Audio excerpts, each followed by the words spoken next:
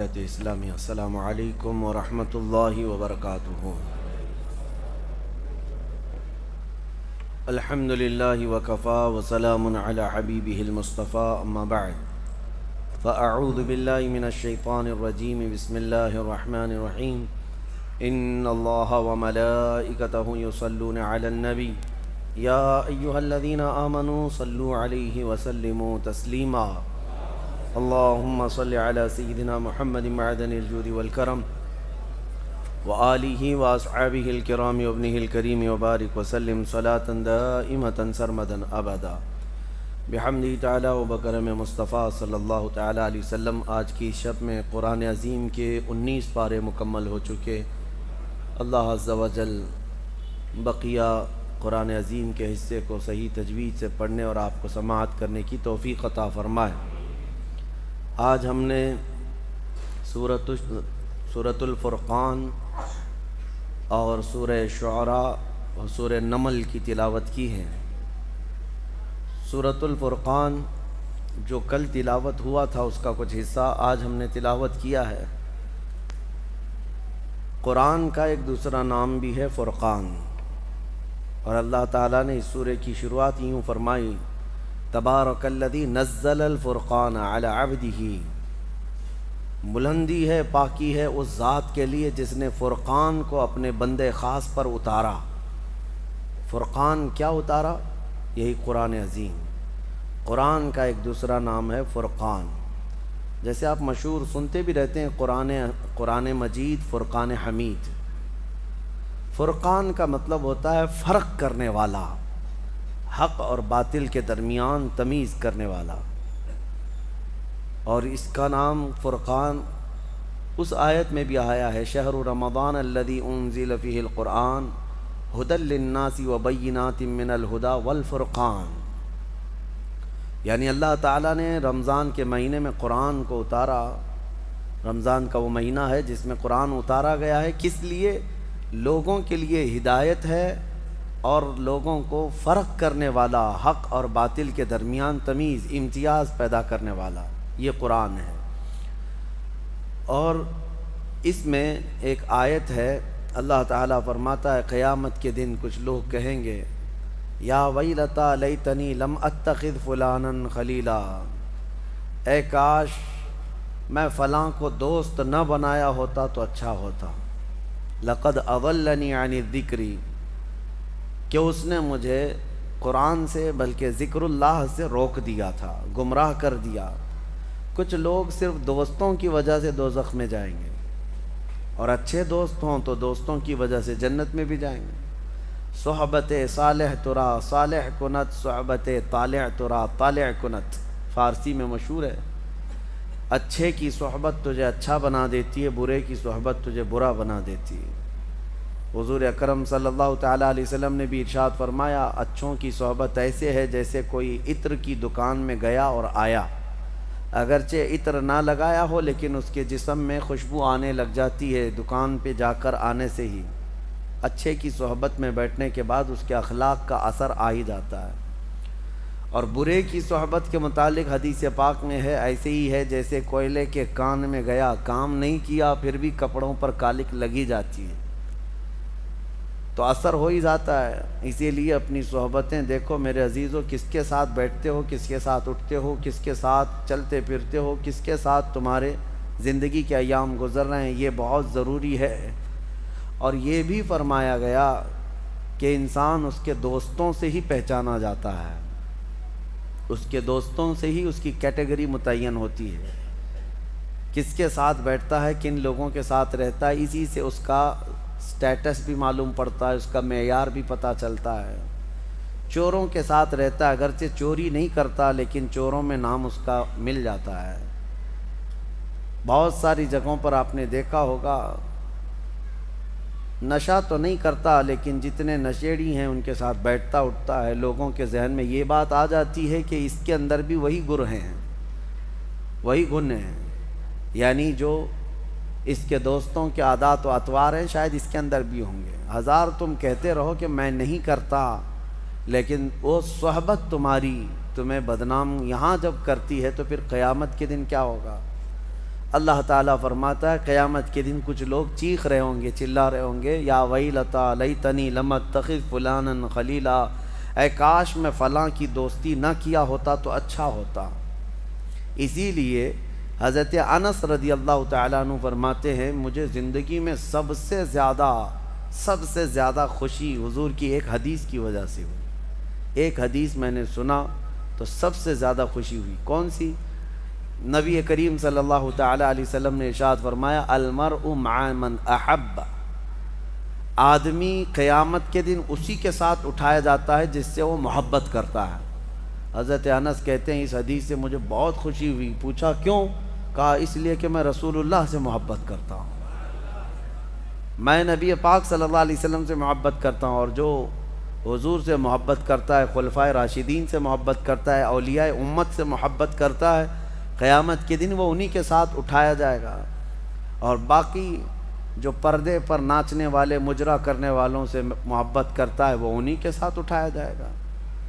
تمہاری کیٹیگری یہاں پر بھی متعین ہو جاتی ہے۔ بہرحال اللہ تعالیٰ اچھی صحبتیں عطا فرمائے۔ اور ایک اسی سورہ فرقان میں اللہ کے بندوں کی صفات اللہ نے بیان کی، وَعِبَادُ الرَّحْمَنِ الَّذِينَ يَمْشُونَ عَلَى الْأَرْضِ هَوْنًا، رحمان کے بندے جب زمین پر چلتے ہیں تو دھیمے انداز میں چلتے ہیں، یعنی اکڑ کر نہیں چلتے۔ رحمان کے بندے، ان کی تعریف میں اللہ نے کئی آیتیں نازل فرمائی۔ کون ہیں یہ؟ عباد الرحمن۔ عباد الرحمن ان کی تعریف میں آیتیں آئی ہیں۔ اور پھر دوسری ان کی صفت یہ ہے وَإِذَا خَاطَبَهُمُ الْجَاهِلُونَ قَالُوا سَلَامًا، جب جاہل لوگ ان سے بات چیت کرتے ہیں یا وہ جاہلوں سے آمنا سامنا ان کا ہوتا ہے تو یہ سلام کر کے گزر جاتے ہیں، جاہلوں سے بحث نہیں کرتے۔ کون؟ اللہ کے نیک بندوں کی صفت یہ ہے۔ جاہلوں سے بحث کرنا یہ اللہ والوں کی شان نہیں ہے۔ اسی لیے میرے عزیزو، آج جتنا بھی افواہوں کا بازار گرم ہوتا ہے اور جس قدر بھی لوگوں کے درمیان چیمی گوئیاں پھیلتی ہیں، یہ جاہلوں کی وجہ سے۔ جاہل ایسے ایسے مسائل پر بات کرنے آتے ہیں۔ اللہ کی پناہ، الامان والحفیظ۔ اسی لیے اللہ والوں کا یہ ہمیشہ سے طرۂ امتیاز رہا ہے، وہ جہلا سے، جاہلوں سے جب ملاقات کرتے ہیں تو سلام کر کے گزر جاتے ہیں۔ آپ بھی اپنی یہ عادت ڈال لیں، جو پڑھا لکھا نہیں ہے یا جو جس طرح سے جاہل ہے، وہ اگر اعلیٰ قسم کی بحث لے کر بیٹھا ہے اور آپ بھی اس سے بحث کر رہے ہیں تو گویا کہ آپ کی بھی کیٹیگری وہی ہے، جاہلوں کی ہے۔ میں ایک مثال دیتا ہوں۔ امام اعمش تھے، ایک بہت بڑے امام گزرے ہیں۔ لوگ جو اہل علم تھے وہ آتے تھے اور ان کے پاس سوالات کرتے تھے، اور جب جاہل سوال کرتا ہے، اگر علم حاصل کرنے کے لیے ہو اور شریعت سے ریلیٹڈ ہو تو اچھا ہے، لیکن سوال میں اگر یوں کہے موسیٰ علیہ السلام ناشتے میں کیا کھاتے تھے، تم کو کیا پڑی ہے اس سے؟ امام احمد سے آ کر کے ایک شخص نے پوچھا کہ سنا ہے مسجد میں جب ہم سجدہ کرتے ہیں، مٹی کی زمین ہوتی تھی، پیشانی پہ کنکریاں لگ جاتی ہیں، اور گھر میں جاتے ہیں ہم اسی طرح سے کنکریاں کے ساتھ، تو سنا ہے مسجد کی وہ کنکریاں آ جاتی ہیں لگ کر کے تو وہ چیختی رہتی ہیں، چلاتی رہتی ہیں کہ مجھے مسجد سے کیوں لے کر آیا۔ جیسے اور بھی بہت سارے لوگ یہ کہتے ہیں مدینے کی مٹی لے کر کے آؤ تو وہ روتی ہے، ہاں بہت روتی ہے، اس کا کیا کرنا چاہیے کہ وہاں سے اٹھا کر کے تم لائے اس کی پاکیزہ جگہ سے۔ امام اعمش نے فرمایا، جب اس نے سوال کیا کہ وہ کنکریاں روتی ہیں، چلاتی ہیں، تو اس کا کیا حل ہے، تو آپ نے فرمایا ان کے گلے مضبوطی سے پکڑ لو، وہ ساری کنکریوں کے گردن دبا کے رکھو تاکہ کوئی نہ چلائے۔ تو اس نے کہا بھلا کنکریوں کا کوئی گردن ہوتی ہے، گلا ہوتا ہے؟ تو انہوں نے پوچھا پھر چلاتی کہاں سے ہیں، کہاں سے چلاتی ہیں؟ تو یہ اس طرح کے بہت سارے معاملات۔ اور وہی ایک امام اور گزرے ہیں، ان سے کوئی آ کر ایک جاہل سوال کر رہا ہے، شیطان ابلیس لعین کی بیوی کا نام کیا تھا؟ آپ نے فرمایا میں اس کی شادی میں گیا نہیں تھا۔ تو یہ جاہلوں سے مخاطب ہونا یا مخاطب ہونا دونوں ضرر ہے۔ کبھی کبھار ایسا ہوتا ہے کہ جاہل تمہارے ایمانی درجے کو بھی گرا دے گا، تمہارے ذہن و دماغ میں شک پیدا کر دے گا۔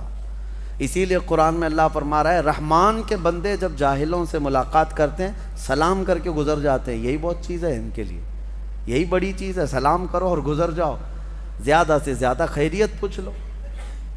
اور ایک بات میں آپ کو بتاتا ہوں اسی سے ملتی جلتی، کہ جنگل میں ایک مرتبہ جھگڑا ہو گیا تھا، کس کا؟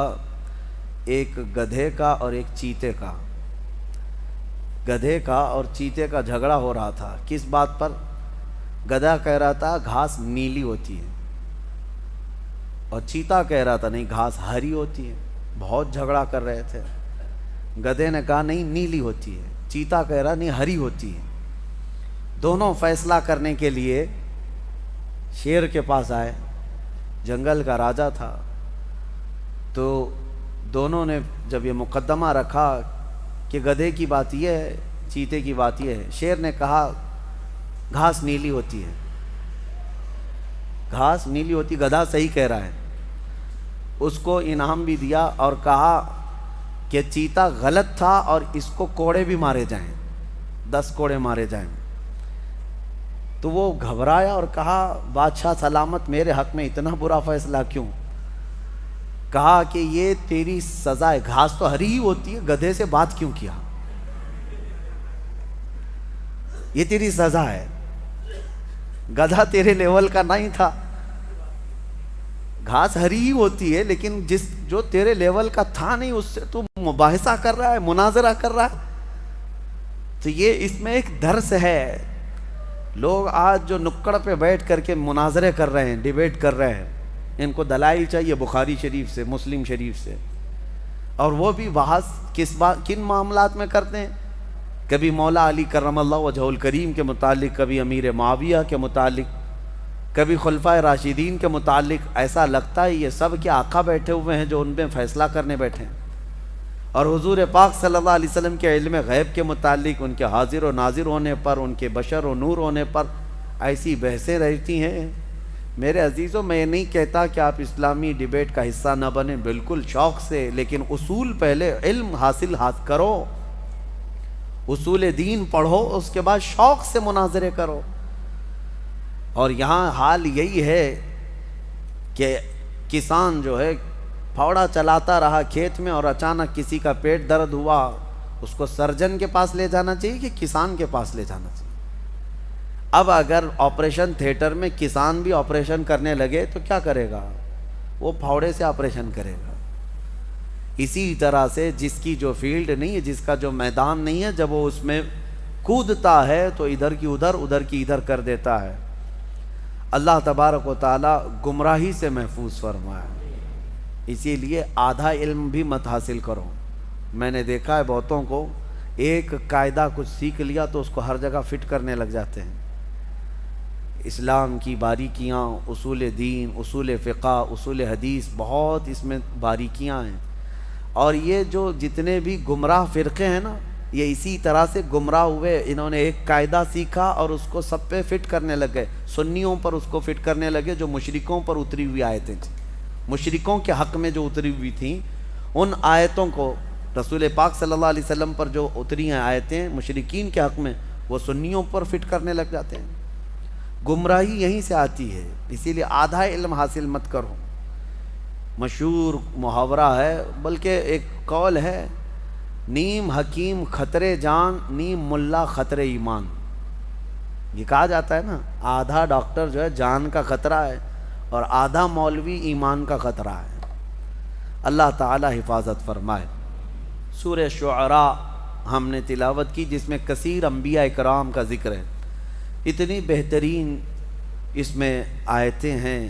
اللہ تبارک و تعالیٰ نے انبیاء اکرام علیہ السلام کے احوال اس طرح بیان کیے، پڑھنے میں لطف بھی آتا ہے، پڑھنے میں بڑا مزہ آتا ہے۔ ہر نبی کا ایک قول اللہ نے اس میں بیان فرمایا۔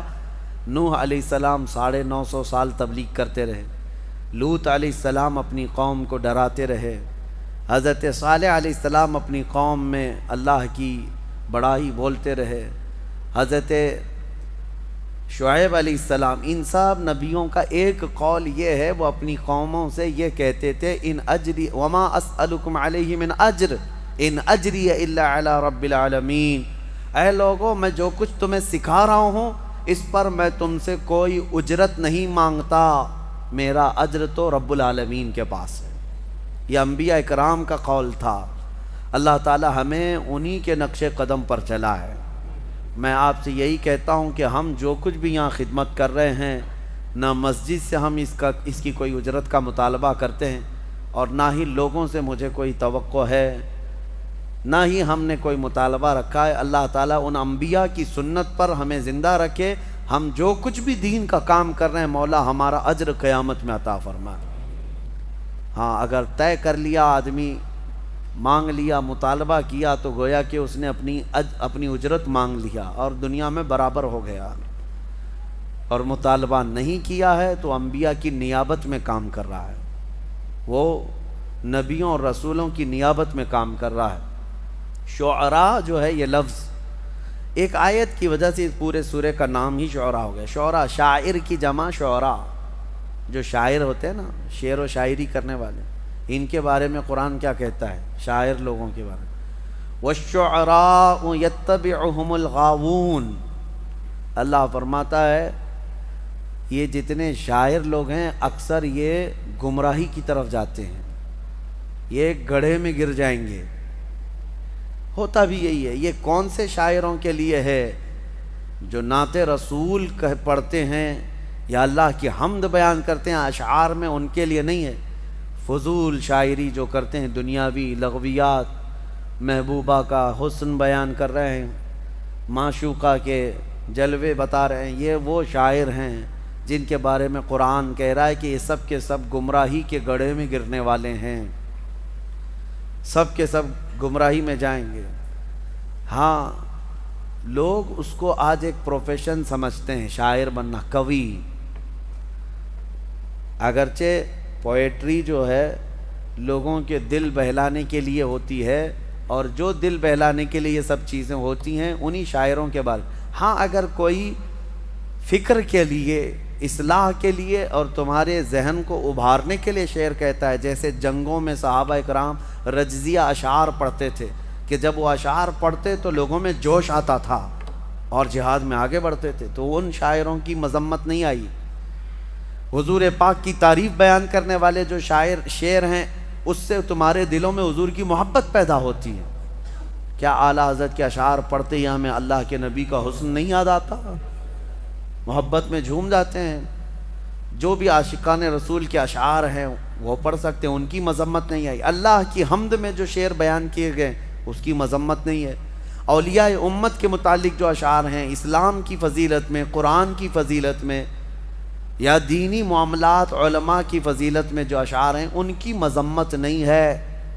صرف مذمت ان دنیاوی شاعروں کی ہے جو صرف دنیا کمانا چاہتے ہیں۔ یہاں رک کر کے میں ایک تھوڑی سی بات یہ بھی عرض کر دوں میرے عزیزو، اگر کوئی نبی پاک صلی اللہ علیہ وسلم کی نعتوں کو بھی اپنا ذریعہ معاش بنا لیا، یعنی اس کو ایک ایسا دھندا بنا لیا اور جہاں پڑھتا ہے اس کی طلب یہی رہ جاتی ہے کہ مجھ پر نوٹوں کی برسات ہو، تو وہ نعت نہیں پڑھ رہا ہے اور نہ ہی اس کو کوئی اجر ہے، وہ کسی اجر کے لیے نہیں کر رہا ہے، وہ اپنی اجرت وہیں پر حاصل کر رہا ہے جو دنیاوی کاموں میں مشغول ہے۔ اور ایسے پڑھنے والوں سے کبھی عشق رسول بھی نہیں مل پائے گا، کبھی نہیں مل پائے گا۔ اب ہم نے دیکھا ہے ہمارے اس ملک میں بہت سارے شعراء کا حال، تو اللہ کی پناہ، وہ سٹیج ہلا دیتے ہیں، توڑ دیتے ہیں، اور جتنے پیسوں کی برسات آتی جائے اور ان کے بعد جوش بڑھتا چلا جاتا ہے، حال طاری ہوتا ہے۔ اور لوگوں میں بھی ایسا رواج پیدا کر دیا گیا ہے، جو جلسے میں جاتے ہیں وہ نوٹوں کی گڈیاں ساتھ میں لے کے جاتے ہیں۔ پہلے کا ایک رواج تھا، ایک دور تھا کہ جو نبی پاک صلی اللہ علیہ وسلم کی شان بیان کر رہا ہے اس کو نظر پیش کی جاتی تھی، ہدیہ پیش کیا جاتا تھا، ٹھیک ہے، لیکن یہ آج پورا کا پورا یہ دکھاوا ہو گیا اور ایک کھیل تماشا ہونے لگ گیا۔ اور ایک حیرت کی بات میں بتاؤں آپ کو، حیرت کی بات، میں بیٹھا بھی ہوں ایک محفل میں، حضور پاک صلی اللہ علیہ وسلم کی نعت پڑھتا رہا شاعر کافی دیر تک، ماحول ٹھنڈا رہا، نوٹ آ نہیں رہے تھے، ہم بھی بیٹھے ہوئے تھے، ایک پیر صاحب بھی تھے اس مجمع میں، شاعر نے جو ہے ڈائیورٹ کر لیا اپنے رخ کو، اور وہاں سے پیر صاحب کی شان میں اب اشعار پڑھنے لگا، او جوش، ماحول گرم ہو گیا، لوگوں کے نوٹ نکلنے لگ گئے اور اس پر برسانے لگ گئے۔ کس طرح کا مجمع بنایا گیا ہے میرے عزیزو، اس حبیب رب العالمین کی شان میں نعت پڑھنے پر سناٹا ہے، جس کی تعریف میں قرآن رطب اللسان ہے، جس کی تعریف میں تمام کائنات کی اشیاء رطب اللسان ہیں، اس نبی رحمت کی تعریف میں تمہارے کانوں میں سناٹا ہے۔ اور ایک پیر کے متعلق جیسی ہی کہہ دیا گیا، جوش آ گیا۔ یہ شخصیت پرستی کا جو رواج شروع ہوا، اس سے بچا جائے، اس سے بچا جائے۔ میں اس کے سخت مخالف ہوں۔ بات ہو تو رسول رحمت کی بات ہو، مصطفیٰ کریم صلی اللہ علیہ وسلم کی بات ہو۔ میں نے کبھی یہ اپنے لیے پسند نہیں کیا کہ میرے شان میں یا میرے لیے کوئی بڑے القاب یا بڑے اشعار پڑھے جائیں، کبھی نہیں۔ اللہ گواہ ہے اس بات کا۔ ہماری خواہش صرف اتنی ہوتی ہے، ہمارا اپنا نام کس کی وجہ سے ہے؟ وہ رحمت دو عالم صلی اللہ علیہ وسلم کی وجہ سے ہے۔ اگر نبی پاک صلی اللہ علیہ وسلم کی نسبت ہمارے ساتھ نہ ہو تو ہم تو ایک مردہ لاش ہیں، ہماری اپنی کوئی حیثیت نہیں۔ شاعروں کو یہ چاہیے، نعت خواں بنو، نوٹ خواں نہ بنو۔ نعت خواں، اس کی بڑی فضیلت ہے، اس کی قبر بھی ہمیشہ خوشبوؤں سے مہکتی رہتی ہے۔ جو نعت رسول پڑھنے والا ہے، دنیا سے جاتا ہے، اس کی قبر جو ہے خوشبو سے بھر دی جاتی ہے۔ اور جس نے صرف دنیا کی طلب رکھی، پھر اس نے نعتوں کو ایک ذریعہ بنایا اور بیچتا رہا۔ آج بہت سارے ایسے معاملات ہیں۔ ایک شاعر کو، یہی میں نے کافی سال پہلے، 10 سال پہلے، 10-12 سال ہو گئے ہوں گے، بہت پیسے دے کر کے لوگ بلائے تھے، میں بھی تھا جلسے میں۔ نماز کا وقت ہوا، ہم نماز کے لیے کھڑے ہو گئے، لیکن وہ پان کھاتے ہوئے باہر بھاگ گئے، نماز نہیں پڑھی۔ پھر صبح کی بھی نماز نہیں، عشاء کی بھی نماز نہیں۔ مجھے بہت اس چیز سے نفرت ہوتی ہے کہ نماز کے لیے ذرا برابر بھی سستی نہ کی جائے، کاہلی نہ کی جائے، چاہے وہ کوئی بھی ہو، معاف نہیں ہے اس کے لیے، پیر ہو، کوئی بھی ہو۔ دوسرے دن وہ جلسے والوں سے میری بات ہو رہی تھی، تو میں نے پوچھا ایسا کیسے ہے؟ رات کو تو اتنا چہک چہک کر کے نعت پڑھ رہے تھے، ایسا کہہ رہے تھے ابھی مدینے کی گلیوں میں لے کر چلیں گے، تصور مدینہ فلاں فلاں فلاں، اور نبی پاک صلی اللہ علیہ وسلم کے حکم کے مطابق یہ نماز سے غافل ہے یہ بندہ۔ تو جا کر کے کسی نے کہا بھی کہ شاعر صاحب آپ نماز نہیں پڑھ رہے ہیں۔ وہ اس پر اطراء کر کے وہ اور گھمنڈ سے کہتا ہے دو میں سے ایک کام کرا لو، جلسہ کرا لو یا تو نماز پڑھا لو۔ نعوذ باللہ من ذالک۔ یہ ایک بات پھیلی ہوئی ہے، مشہور بھی ہے۔ اللہ تعالیٰ ایسے ناہنجاروں سے ہماری حفاظت فرمائے۔ اپنی محفلوں کو پاکیزہ رکھو۔ نعت پاک یقیناً سننا چاہیے، عشق رسول بڑھتا ہے، لیکن کوشش یہ کرو کہ وہ نعت خواں جس کے پڑھنے سے نبی پاک صلی اللہ علیہ وسلم کا حسن یاد آ جائے، حضور پاک کی محفلیں یاد آنے لگے اور تمہارے دل میں عشق بڑھتا چلا جائے۔ اور میں ان نعت خوانوں سے کہتا ہوں تم اس کی طلب چھوڑ دو، مال کی طرف مت دیکھو، گنبد خضرا کی طرف دیکھو، اتنا ملے گا کہ تمہاری جھولی تنگ ہو جائے گی، جھولی تنگ ہو جائے گی۔ بڑے بڑے اور بھی نعت خواں ہیں جن سے ہماری ملاقات ہے، الحمدللہ انہوں نے کبھی مطالبہ نہیں کیا، لیکن اللہ کے حبیب کی بات کرتے ہیں تو اتنا انہیں نوازا گیا ہے کہ وہ اب خود دوسروں کو نوازتے ہیں۔ یہ بھی میرے سامنے موجود ہے۔ میں ان سے کہتا ہوں کہ تم طلب مت رکھو، میرے آقا جو دیتے ہیں ان کے دربار سے جو ملتا ہے وہ بہت ہوتا ہے، بہت ہوتا ہے۔ اللہ کریم ہمیں بے نیاز رکھے۔ بس سورہ نمل آخری سورہ جو ہم نے تلاوت کی، چونٹی کے نام سے سورہ ہے، نمل چونٹی کو کہتے ہیں۔ اور ایک واقعہ اس میں ذکر ہوا ہے حضرت سلیمان علیہ السلام کا، کہ اللہ تعالیٰ نے سلیمان علیہ السلام کو ہر جانور، ہر پرندے کی بولی سکھائی تھی۔ وہ اللہ کے نبی سارے پرندوں کی بولیاں جانتے تھے۔ ان کا ایک واقعہ بھی موجود ہے کہ وہ اپنی مجلس جب سجاتے تو سارے پرندوں کو، سارے جانوروں کو حاضر ہونے کا حکم دیتے، سب آ جاتے۔ ایک مرتبہ سب کو حاضر ہونے کا حکم دیا، جنات بھی، انسان بھی، پرند بھی، چرند بھی، جانور بھی، سارے پوری محفل کو دیکھتے ہیں۔ سلیمان علیہ السلام نظر ڈالتے ہیں اور کہتے ہیں اس میں ایک پرندہ غائب ہے جس کا نام ہدہد ہے، کہاں ہے یہ؟ وہ نظر نبی کی نظر ہے، امتی تو سب تھے لیکن جانوروں میں سے ایک پرندہ حاضر نہیں تھا۔ کہتے ہیں کہ مالی لا اری الہدہد، کہاں ہے؟ میں ہدہد کو نہیں دیکھ پا رہا ہوں، کہاں گیا ہے؟ اگر یہ غائب ہے بغیر بتائے، لأعذبنہ عذابا شدیدا، میں اسے سخت ترین سزا دوں گا۔ اگر وہ میرے بغیر بتائے گیا، کلاس سے غیر حاضر ہو رہا ہے بغیر بتائے۔ تو سلیمان علیہ السلام نے جیسے ہی کہا، سبوں نے کہا کہ اے اللہ کے نبی وہ غائب ہے، مجلس میں نہیں ہے۔ تھوڑی ہی دیر کے بعد ہانپتا کانپتا یہ ہدہد آ گیا۔ ہدہد ایک پرندہ ہے، آ گیا، کہا اے اللہ کے نبی معذرت، مجھے معاف کریں، میں اڑتے اڑتے ایک ایسے وطن میں گیا تھا جہاں میں نے ایک عورت کو دیکھا کہ وہ بادشاہ بنی ہوئی ہے لوگوں کی، اور وہ حکومت کر رہی ہے، اور اس کا حال یہ، وجدتھا وقومھا یسجدون للشمس، اس کی پوری قوم جو ہے سورج کی عبادت کر رہے ہیں۔ پرندہ تعجب کر رہا ہے لوگوں پر، پرندہ تعجب کر رہا ہے، سورج کی پوجا کرنے والوں کو میں دیکھ کر کے آیا۔ وہ پرندہ ہمارے ملک میں آتا تو کتنا تعجب کرتا، کیا کیا پوجا کر رہے ہیں۔ وہ پرندہ، یہ سبا بلقیس ملکہ تھی، یہ رہنے والی تھی یمن کی، اور حضرت سلیمان علیہ السلام فلسطین میں ہیں، اور یہ پرندہ یمن سے اڑ کر کے آیا اور کہا میں ایک ایسی عورت کو دیکھا جو حکومت کر رہی ہے اور اس کی ساری قوم سورج کی عبادت کر رہی ہے۔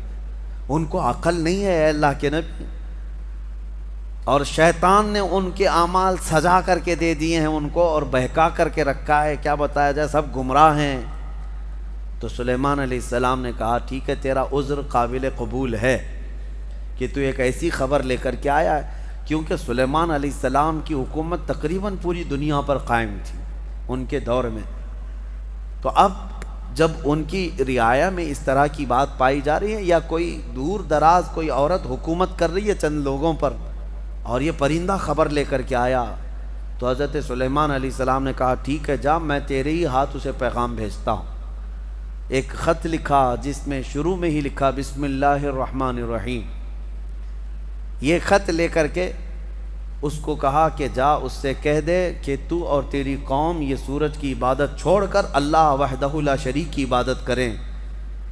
تو یہ خط جب گیا تو یہ ہدہد جا کر کے وہ ملکہ سبا بلقیس کے پاس خط چھوڑ دیا۔ بلقیس نے خط اٹھا کر پڑھا اور پھر ڈر گئی کہ سلیمان کی طرف، وہ بادشاہ تھے اس وقت کے، سلیمان علیہ السلام کی طرف سے خط آیا ہے۔ اپنے درباریوں کو بلایا، کہا کیا کروں، مشورہ دو۔ سبوں نے کہا ہم طاقتور ہیں، بہت لڑیں گے، دیکھا جائے گا سلیمان علیہ السلام کی فوج اگر آتی ہے تو ہم لڑیں گے، ماریں گے۔ بلقیس نے کہا نہیں، لڑائیوں میں نقصان کے علاوہ کچھ نہیں ہوتا، شہر کے شہر تباہ ہو جاتے ہیں، اگر وہ اپنی فوج لے کر ہمارے علاقے میں آئے تو سب مر جائیں گے، شہر بھی برباد ہوگا۔ ایک کام کرتی ہوں، اکثر بادشاہ ٹیکس کے لیے یہ سب کرتے ہیں، یعنی جیسے یہاں پر بھی ہوتا تھا کہ علاقے فتح کرتے تھے، اور اس علاقے کا جو نواب ہوتا یا راجہ ہوتا اگر وہ ٹیکس دینے لگ جائے تو چھوڑ دیا جاتا۔ تو بلقیس کہتی ہے کہ دیکھتے ہیں بڑے بڑے ہدیے، تحفے اور مال دے کر سلیمان علیہ السلام کو بھیج دیں گے کہ سال میں ہم لوگ اتنا دیتے رہیں گے، ہمیں چھوڑ دیجیے۔ کہا سب لوگوں نے یہ مشورہ پسند کیا، اور پھر بہت سارے تحفے اور ہدایہ لے کر کے لوگ سلیمان علیہ السلام کے پاس آئے اور پیش کیا، یہ ہماری ملکہ بلقیس کی طرف سے ہدیہ ہے، آپ کے لیے قبول فرمائیں۔ سلیمان علیہ السلام نے دیکھا اور کہا اتمدوننی بمال فما آتانی اللہ خیر مما آتاکم، تم یہ ہلکے مال سے مجھے لبھانے آئے ہو؟ تمہارے پاس جو ہے اس سے کئی گنا زیادہ بہتر اللہ نے مجھے عطا فرمایا، لے جاؤ اس کو، واپس لے جاؤ، اور ہم آ رہے ہیں ایک ایسی فوج لے کر جس کو نہ تم نے پہلے کبھی سنا تھا اور نہ کبھی قیامت تک سن سکو گے، ایسی فوج لے کر اب ہم آ رہے ہیں۔ سلیمان علیہ الصلوۃ والتسلیم نے کہہ کر کے بھیجا، جاؤ، اگر تمہاری ملکہ سبا بلقیس آ جاتی ہے تو ٹھیک ہے، ورنہ ہم فوج لے کر کے آئیں۔ انہوں نے کہا ہم پیغام لے کر جاتے ہیں، اور جا کر کے کہا لوگوں نے کہ انہوں نے تو مال کا ایک قطرہ بھی نہیں پکڑا، ایک سکہ بھی نہیں لیا، واپس کر دیے۔ بلقیس نے کہا تب تو پھر وہ کچھ اور چاہتے ہیں۔ اس کا ایک تخت تھا جس پر وہ بیٹھتی، اس کے متعلق ہے کہ وہ سونے اور چاندی سے جڑا ہوا، 80 گز لمبا، 40 گز چوڑا، بہت بھاری، جو جواہرات سے جڑا ہوا، اور اس کو جہاں رکھا جاتا تھا 7 دروازے تھے، 7 پہرے دار تھے۔ وہ اپنے محل کے اندر اس تخت کو رکھتی اور اس پر بیٹھتی تھی، بلقیس ملکہ تھی۔ اب وہ اپنی فوج کے ساتھ یمن سے نکلی ہے، کہاں؟ فلسطین آنے کے لیے۔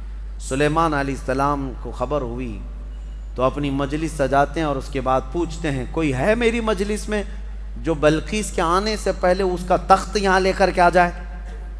قرآن میں ہے قال عفریت من الجن انا آتیک بہ قبل ان تقوم من مقامک، اے اللہ کے نبی میں لے کر کے آ جاؤں گا۔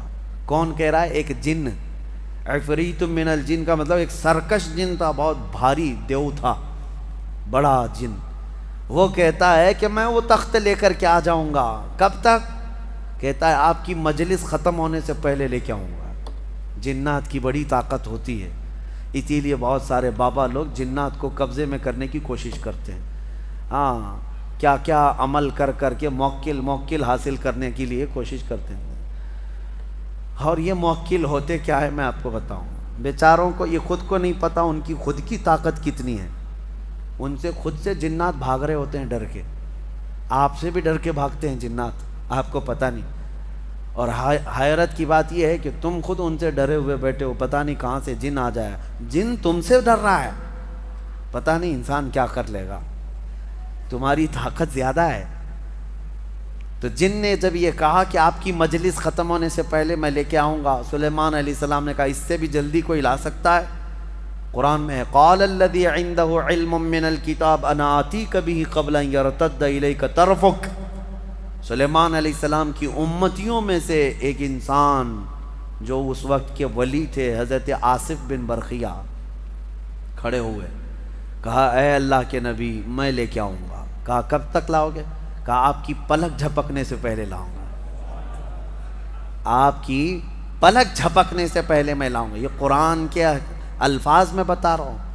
فلما رآہ مستقرا عنده، ابھی سلیمان علیہ السلام بات کمپلیٹ کر رہے تھے، سلیمان علیہ السلام نے گھوم کر کے دیکھا تو وہ تخت لا چکے تھے۔ جا کر کے تھوڑا سا میپ میں چیک کر کے دیکھ لینا فلسطین سے یمن کا ڈسٹینس کتنا ہے، یمن اور فلسطین میں کتنے کلومیٹر کا فاصلہ ہے۔ اور یہ اس زمانے کی بات کر رہا ہوں جب کوئی بھی تیز رفتار راکٹ وغیرہ تو چھوڑو، ایک بس بھی نہیں تھی، ایک کار بھی نہیں تھی۔ اس وقت کوئی سواریاں اگر تھیں تو صرف اونٹ اور گھوڑے تھے، اس کے علاوہ کوئی نہیں، انٹرنیٹ نہیں تھا، موبائل نہیں، اور نہ ہی فاسٹ۔ میاں میں یہ نہیں کہہ رہا کہ ای میل آیا، میں یہ کہہ رہا ہوں پورا تخت آیا، پورا تخت آیا، فزیکلی پکڑ کے دیکھ سکتے ہو، یہ نہیں ہے کہ صرف اس کی تصویر آئی تھی۔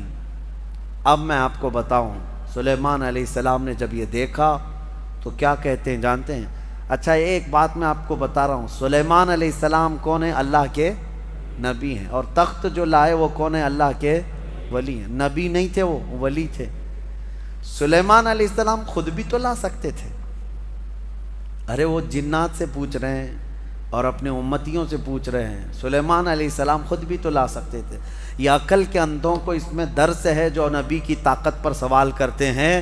سلیمان علیہ السلام لا ضرور سکتے تھے، لیکن یہ چھوٹا کام ان کے ذہن نہیں دیتا تھا۔ ان کے امت کا ایک چھوٹا آدمی بھی یہ کام کر سکتا تھا۔ لوگ تو آج یہ پوچھتے ہیں کہ نبی کو پیٹھ پیچھے کا علم نہیں، دیوار پیچھے کا علم نہیں، تمہارے باپ کی 70 پشتوں کا بھی علم میرے مصطفیٰ کو ہے۔ نبی پاک صلی اللہ تعالیٰ علیہ وسلم کو ہر شے کا علم اللہ نے عطا کیا ہے، اور طاقت و قوت کا عالم بھی یہی ہے۔ جب ان کے گدا بھر دیتے ہیں شاہان زمانہ کی جھولی، محتاج کا جب یہ عالم ہے تو پھر مختار کا عالم کیا ہوگا؟ محتاج کا جب یہ عالم ہے تو مختار کا عالم کیا ہوگا؟ اور وہ نبی نہیں تھے، ولی تھے، تخت لائے۔ سلیمان علیہ السلام نے اس بات پر کیا کہا؟ ھذا من فضل ربی۔ یہ نہیں کہا دیکھو میری طاقت کتنی ہے، کہا یہ جو کچھ بھی ہوا یہ میرے رب کے فضل سے ہوا، میرے رب کے فضل سے۔ لوگوں ہمیشہ اس بات کو یاد رکھو۔ ہمارے ہاں پہلے رواج تھا، گھروں کے اوپر بھی ایک تختی لکھ کر کے لگائی جاتی تھی، ھذا من فضل ربی ہوتا تھا، گھروں پر یہ لگائے جاتے تھے۔ کیوں؟ گھر میں نے بنایا ہے، محنت سے بنایا، کمایا ہے، چڑھایا ہے، دیواریں چھت ڈالی ہے، لیکن لاسٹ میں یہ جملہ لکھتے تھے یہ سب میری طرف سے نہیں، ھذا من فضل ربی، یہ میرے رب کے فضل سے ہے۔ یہ ہمیشہ مسلمانوں کو یاد رکھنا چاہیے۔ اب اس کے بعد ملکہ بلقیس پتہ نہیں کتنے دنوں کے بعد پہنچی، آئی دربار سلیمان میں۔ جب حاضر ہوئی تو حضرت سلیمان علیہ السلام نے کہا تھا نکروا لہا عرشہا، اس کے تخت کو جو ہے جگہ جگہ سے تھوڑا سا ڈیمیج کر کے رکھو، سوراخ کر کے رکھو۔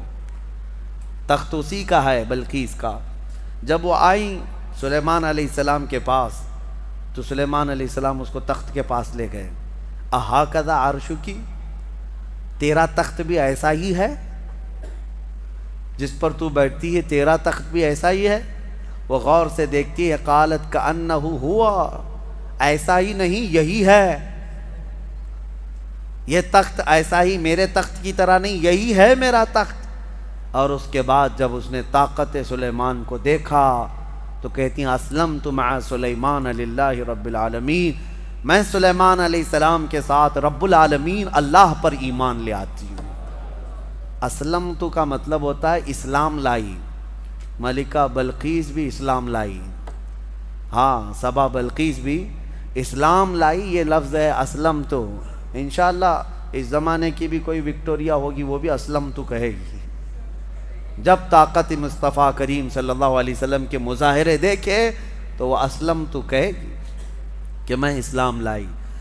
یہ واقعہ سورہ نمل میں موجود ہے۔ اس کے بعد سلیمان علیہ السلام ایک وادی سے گزر رہے تھے، اس وادی میں چونٹیاں بہت زیادہ تھیں، تو ایک چونٹی کہتی ہے جو رانی تھی کہ چونٹیوں جلدی جلدی اپنے سوراخوں میں چلے چلو کہ سلیمان علیہ السلام اور ان کا لشکر آ رہا ہے، اور کہیں وہ بے خبری میں تمہیں روند نہ دیں۔ یہ جملہ جو ہے قرآن میں ہے۔